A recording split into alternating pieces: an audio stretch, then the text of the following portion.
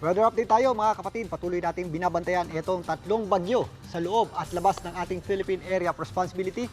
Unahin natin itong mas malayo, ito po ang bagyong may international name na Crosa na huling namata ng Pag-asa sa lying around 2,040 kilometers east ng southeastern Luzon, dyan po sa may Bicol region. Ito pong bagyong may international name na Crosa ay hindi natin inaasahan pumasok sa loob ng ating Philippine Area of Responsibility.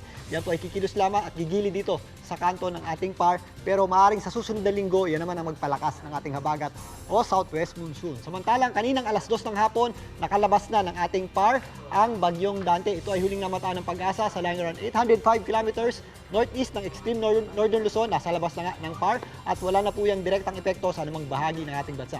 Pero pinapalakas niya ng ating habagat o southwest monsoon kasama ng bagyong Emong. Ito namang bagyong Emong ay nandito po sa mga areas o katubigan ng Burgos sa may Pangasinan na may taglay na lakas ng hangin na umabot sa 120 kilometers per hour at kung minsan may mga pagbugsong umabot sa 150 kilometers per hour. Yan po ay nasa typhoon category at posible pa po yung lumakas habang kumikilos yan patungo dito sa ating kalupaan or landmass.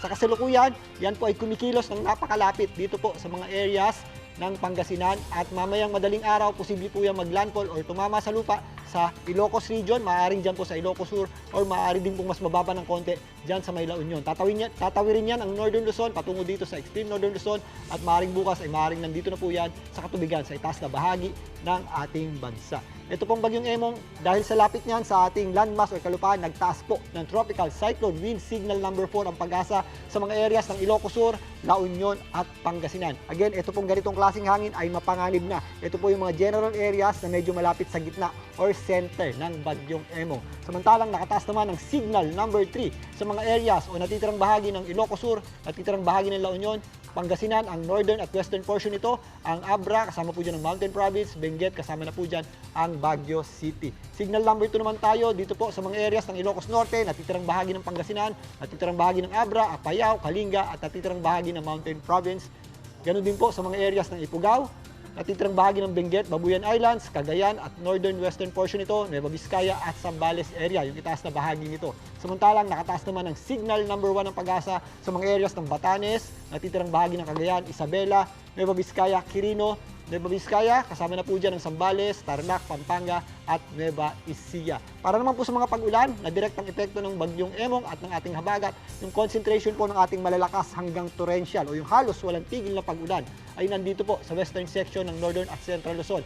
Yan po ang mga areas ng Ilocos Sur, La Union, Pangasinan, Zambales at Bataan. Dahil naman sa habagat, meron tayong malalakas na pag-ulan dito po sa Occidental Mindoro. Meron pa rin tayong mga posibleng pabugso-bugsong malalakas na ulan na may kasamang pabugso-bugsong hangin sa Ilocos Norte, mga kabundukan ng Abra, dito po sa may areas ng Mountain Province, Benguet, kasama po dyan ng Baguio City, Tarlac, Pampanga, at yung mga pag-ulan naman natin dulot ng habagat ay maapektuhan pa rin po ang Metro Manila at ang mga karating lugar nito, ang Bulacan, Tarlac, kasama po dyan ng Cavite, Batangas, Laguna at ito pong natitirang bahagi ng Mindoro. Habang tumatawid po ang bagyong Emong dito sa hilagang bahagi ng Luzon, mas madadagdagan pa po yung ating mga pag-ulan dito naman sa mga areas ng Cagayan, Quirino at Isabela. So maganda at mag-ingat po tayo sa mga posibleng epekto ng pagtawid ng bagyong Emong dito sa ating bansa, particularly dito sa hilagang bahagi ng Luzon, Central Luzon at Extreme Northern Luzon. At mag-ingat din po tayo sa mga epekto ng mga pag-ulan dulot ng habagat dito naman sa ibabang bahagi ng Luzon.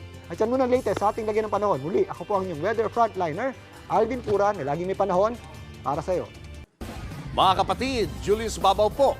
Para sa komprehensibo at makabuluhang balitaan at talakayan, mag-follow at mag-subscribe na sa social media pages ng News 5.